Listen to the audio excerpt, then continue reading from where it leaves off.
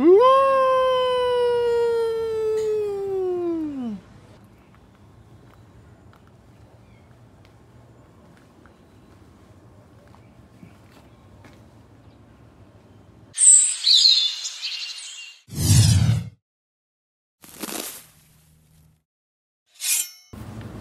Musketeers, this is Alan of Ball Mowing. Welcome to our channel. Today, we are here in a peaceful place. We're going to clean this area as a birthday present for one of the persons buried here. So, what are we waiting for? Come on, let's mow it.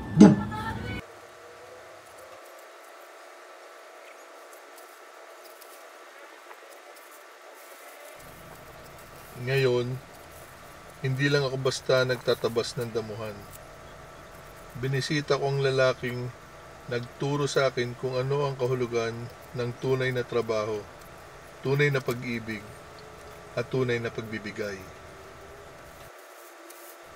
Matagal na siyang yumao, ngunit ang kanyang mga halaga ay hindi umalis sa akin.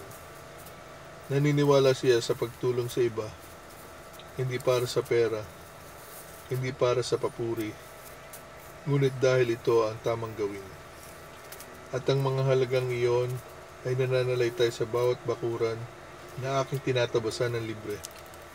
Bawat talim ng damo na pinuputol ko, bawat pamayanan na sinusubukan kong iangat.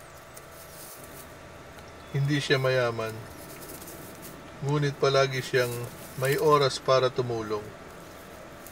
Pinakita niya sa akin na ang dignidad ay hindi nagmumula sa kung ano ang pag-aari mo.